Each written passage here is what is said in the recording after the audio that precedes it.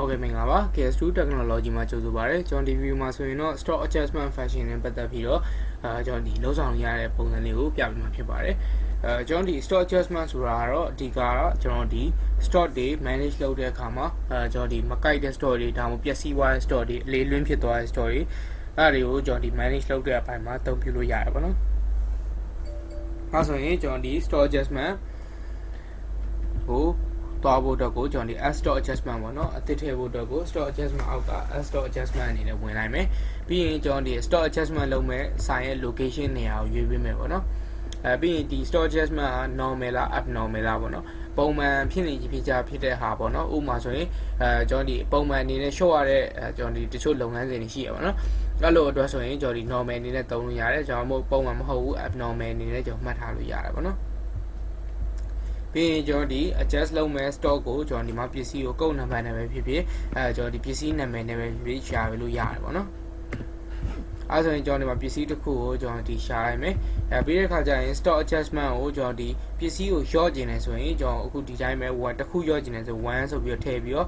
ဒီမှာရော့သွားတဲ့ကျွန်တော်ဒီပစ္စည်း stock ရဲ့အရင်တန်ဖို့ပေါ့နော်2500ရှိရပေါ့နော်အဲ2500ကကျွန်တော်ဒီ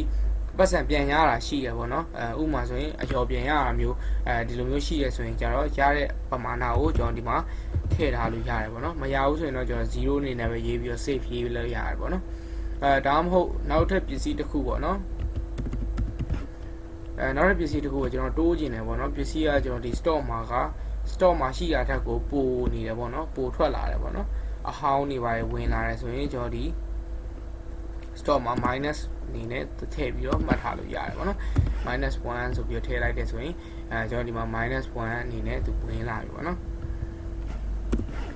အဲဆိုရင်ကျွန်တော်ဒီမှာ save လိုက်မယ်ဆိုရင်တစ်ခုတိုးပြီးတော့တစ်ခုကလျော့သွားမယ်ပေါ့နော်အဲ့တော့ကျွန်တော်ဒီခုပြောင်းထားတဲ့ဟာကိုပြန်ပြီး save ဖို့အတွက်ကိုကျွန်တော်ဒီ list product အနေနဲ့တွားလိုက်မယ်ပြီးတဲ့အခါကျရင်ကျွန်တော်ဒီ apple ဆိုတဲ့ဟာကိုကျွန်တော်ဒီ stock history မှာ